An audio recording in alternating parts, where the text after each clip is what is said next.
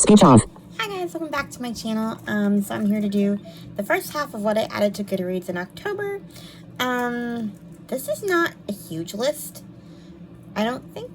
And weirdly enough, most of them don't even come from booktubers this time, which is pretty unique. For once, it actually majority comes from the Currently Reading podcast. Anyway, yeah. They do their indie press list every month. Basically, they choose a bookstore and they give us a list of books. And for Patreon members, I'm part of the Currently Reading podcast Patreon. So they have their indie press list episode every month. And they pick a bookstore. We pick the books from the list from that bookstore, that they talk about in the episode. And we buy them from that bookstore. Normally, I am not very into the majority of the books on the indie press list, but this month, weirdly enough, maybe just because I'm in a Halloween-y, witchy mood, I found at least 4 or 5 from the list that I was into, so let's just get into it. First one is A Grim Reaper's Guide to Catching a Killer. Scythe Mysteries #1 by Maxi Dara. So Scythe actually stands for something. You'll learn about it in a second. Sometimes it takes working with the dead to start living. Kathy Valance is 42, mid-divorce, and pregnant with her ex's baby. She's also a modern-day Grim Reaper, employed by SCYTHE, Scythe. Secure collection, yielding, and transportation of human essences. But frankly, that's the easiest part of her life right now. Or at least it was until her latest client's soul goes missing. But when she finally tracks down 17-year-old Connor Ortiz, he angrily denies he died of natural causes, despite what his file says. He insists that someone at SCYTHE murdered him, and he demands Kathy find out who and why. Kathy has only 45 days to figure out what happened to Connor and help him move on before the boy's soul is doomed to roam the earth as a ghost forever. She's forced to rely on the help of her retired mentor, her almost ex-husband, and some sneaky moves by Connor himself. This is the wildest case of her career, and one wrong move could cost Kathy her job, not to mention her life. This is so weird. And yet I'm interested. Next we have The Cottage Around the Corner by D.L. Soria. A feisty witch and a handsome mage must put their heated business rivalry aside to save their small town from supernatural forces in this charming contemporary fantasy rom-com from the author. Chanterelle Cottage is Charlie Sparrow's whole world. The cozy spell shop where she and her moms practice their witchcraft, selling goods and services to the people of small town Owl's Hollow. Funny, Stars Hollow has been in her family for generations. Okay, business has been a little slow, and a recent burglary hit their inventory pretty hard, and the bank may not agree to restructure their loan. But Charlie is talented and savvy, and she'll keep things afloat once her parents finally let her buy into the business as a co-owner. Still, when a competing magecraft firm opens in town, things start to look bleak. After all, everyone knows there's room for only one magic shop in Owl's Hollow. So what if Fitz, the mage who owns the new Maven Enterprises, happens to be ridiculously handsome in his ridiculously expensive suits? Who cares that when Charlie can forget for a moment or two that Fitz is her competitor, things between them are as easy as breathing? None of that matters, because Charlie is not going to get involved with the competition. In this battle of the businesses, she'll do whatever it takes to make sure Chanterelle Cottage is the last spell shop standing. But when strange supernatural events begin to plague the citizens of Owl's Hollow, Charlie and Fitz must put their differences aside, the rivalry aside, and their magic together to save the town. As they grow closer, it becomes harder for Charlie to keep her carefully drawn line in place. Maybe Owl's Hollow is big enough for a witch and a mage after all. Next we have Model Home by River Solomon. Welcome to River Solomon's dark and wondrous model home, a new kind of haunted house novel.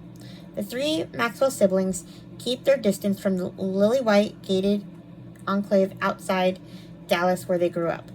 When their family moved there, they were the only black family in the neighborhood. The neighbors acted nice enough, but right away, bad things, scary things, the strange and the unexplainable began to happen in their house. Maybe it was some cosmic trial, a demonic rite of passage into the upper middle class. Whatever it was, the Maxwells, steered by their formidable mother, stayed put, unwilling to abandon their home, terrors and trauma be damned. As adults, the siblings could finally get away from the horrors of home, leaving their parents all alone in the house. But when news of their parents' death arrives, Esri is forced to return to Texas with their sisters Eve and Emmanuel to reckon with their family's past and present and to find out what happened while they were away.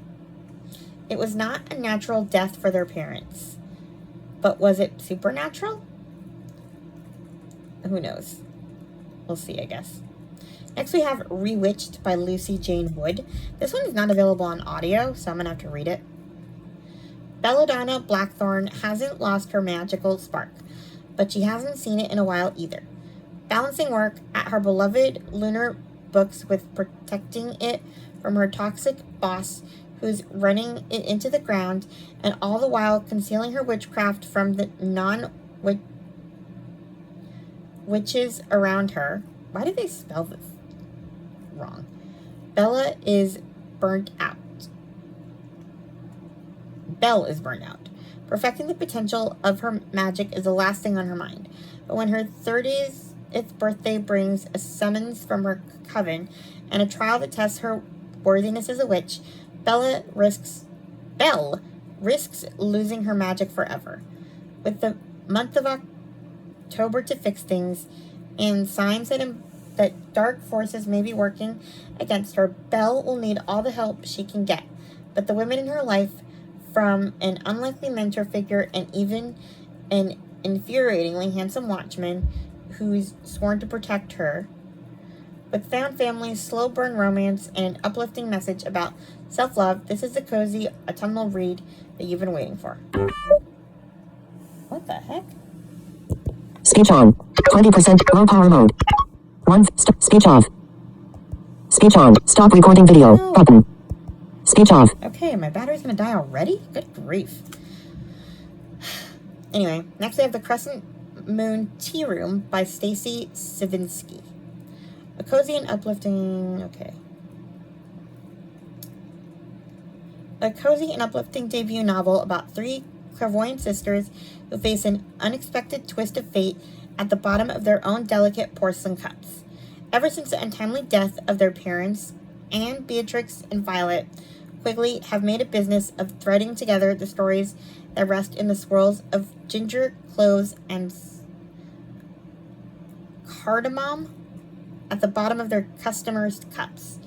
Their days at the tea shop are filled with talk of butterflies and good fortune intertwined with the sound of cinnamon shortbread being snapped by laced fingers. That is until the Council of Witches comes calling with news that the city diviners have lost their powers, and the sisters suddenly find themselves being pulled in different directions. As Anne's magic begins to develop beyond that of her sisters, Beatrix's writing attracts the attention of a publisher, and Violet is enchanted by the song of the circus and perhaps a mischievous trapeze artist threatening to sweep her off her feet. It seems a family curse that threatens to separate the sisters is taking effect. With dwindling time to rewrite their futures and help three other witches challenge their own destinies, the Quigleys set out to bargain with fate. But in focusing so closely on saving each other, will they lose sight of themselves? So yeah, those are all the currently reading books from the indie press list that I liked. Next, we have a couple that I found from the Audible sale. The Widow by K.L. Slater. My husband was not a monster, no matter what they say. The day my husband Michael stepped in front of a lorry after being questioned by the police, my world fell apart. He was devoted to me and our 6-year-old daughter, but they'd connected him to the disappearance of a young mother from our tiny village. Now I stand at Michael's funeral, clutching my little girl's hand, with tears in my eyes as I insist to all our friends that he died an innocent man. Yet the questions have started, and nothing I say will stop them digging for the truth. But none of them can read the secrets in my heart, or know about the phone I found hidden in his toolbox. I'm determined that my daughter will not remember her father as a monster. I will erase all hint of wrongdoing in this house, whatever the cost. Because to keep my daughter safe, the last thing I need is for people to start looking at me. Good grief. Next we have The Winter Child by Carly Shabowski. Please don't do this. Irina's shrill cry pierces the night air. Her screams breaking the silence of the falling snow. But the man she calls to does not turn, vanishing into the darkness with the child clasped in his arms. Poland in 1943. Every day, Irina is terrified as she serves the Nazis who drink in her town's hotel. But with war raging, she has little choice if she is to support her family.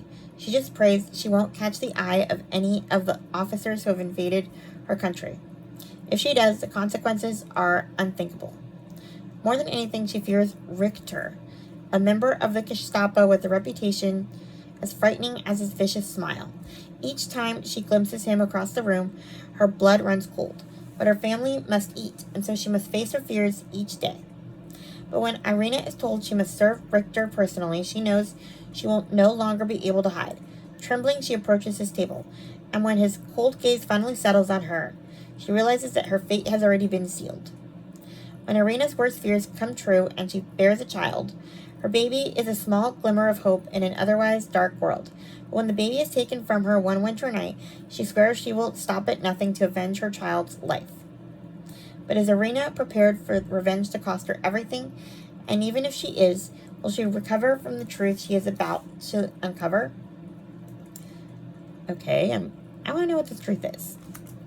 Next, we have a couple new releases I can't talk about.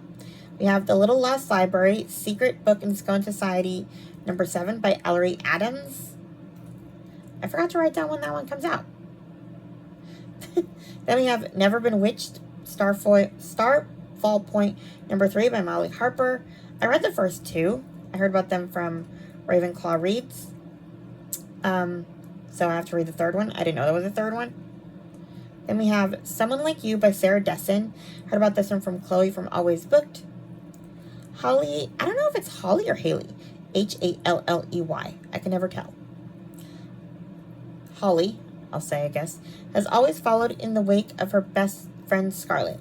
But when Scarlett learns that her boyfriend has been killed in a motorcycle accident and that she's carrying his baby, she's devastated. For the first time ever, Scarlett really needs Holly. Their friendship may bend under the weight, but it'll never break. Because true friendship is a promise you keep forever. Sounds fun. Pregnancy and female friendship. Next we have Meddling with Mistletoe by Liz Johnson. Heard about this one from Book Lover Amanda. Sounds like it could be a fun read.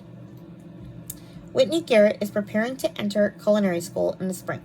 But first she has to sell enough homemade pies at the local Christmas markets to pay her tuition. When her oven breaks, Whitney asks Marie Sloan, proprietor of the Red Door Inn, if she can use the inn's kitchen to keep up with her orders.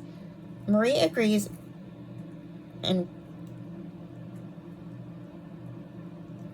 but Whitney has to watch the 3 Sloan children and cook breakfast for the Red Door in return. The inn is busy with holiday guests, including Aretha Franklin's, Sloane's perpetually single nephew, Daniel, and Ruby, a businesswoman in town to purchase Aretha's antiques store. Intent on making a Christmas match for the two, Aretha enlists Whitney's help in her schemes. But the deeper Whitney gets, the more she realizes that Ruby is definitely not the right woman for Daniel. And the more she thinks that she just might be his perfect match. So I guess she wants to get with him. Why is this thing not moving? My screen is not moving. Okay. Next we have, I think there's only 2 more. The Secret Life of C.C. Wilkes by Diane Chamberlain. I never heard about this one. I heard about this from Lindsay's Little Library. In 1977, pregnant Genevieve Russell disappeared. 20 years later, her remains are discovered and Timothy Gleason is charged with murder. But there is no sign of the unborn child. C.C. Wilkes knows how Genevieve Russell died because she was there. And she also knows what happened to the missing infant because 2 decades ago, she made the devastating choice to raise the baby as her own. Now Timothy Gleason is facing the death penalty, and she has another choice to make. Tell the truth and destroy her family, or let an innocent man die in order to protect a lifetime of lies. Wild. Next we have It's Elementary by Elise Bryant. Heard about this one from Ravenclaw Reads. A fast-paced, completely delightful new mystery about what happens when parents get a little too involved in their kids' schools.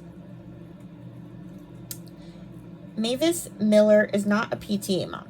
She has enough on her plate with her feisty 7-year-old daughter Pearl, an exhausting job at a nonprofit, and the complexities of a multi-generational household. So no one is more surprised than Mavis when she caves to Trisha Holbrook. Okay, is this like The Help? Hilly Holbrook? The long-reigning, slightly terrifying PTA president, and finds herself in charge of the school's brand new DEI community. As one of the few black parents at this California elementary school, Mavis tries to convince herself this is an opportunity for real change. But things go off the rails at the very first meeting when the new principal's plans leave Trisha absolutely furious. Later that night, when Mavis spies Trisha in yellow rubber gloves and booties, lugging cleaning supplies and giant black trash bags to her waiting minivan, it's only natural that her mind jumps to somewhere it surely wouldn't be in the light of day. Except Principal Smith fails to show up for work the next morning and has been MIA since the meeting.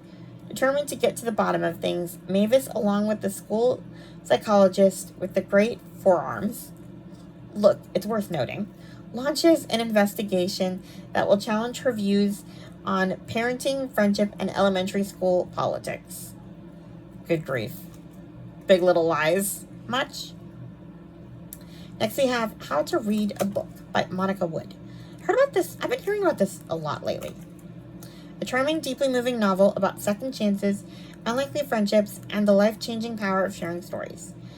Our reasons meet us in the morning and whisper to us at night.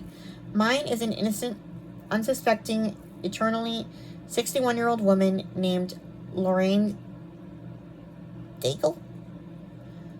Violet Powell, a 22-year-old from rural Abbott Falls, Maine, is being released from prison after serving 22 months for a drunk driving crash that killed a local kindergarten teacher. Harriet Larson, a retired English teacher who runs a prison book club, is facing the unsettling prospect of an empty nest. Frank Daigle, a retired machinist, hasn't yet come to grips with the complication of his marriage to the woman Violet killed. When the three encounter each other one morning in a bookstore in Portland, Violet to buy the novel she was reading in the prison book club before her release, Harriet to choose the next title for The Women Who Remain, and Frank to dispatch his duties as the store handyman, their lives begin to intersect in transformative ways. So yeah, I guess these people form a book club. I don't know.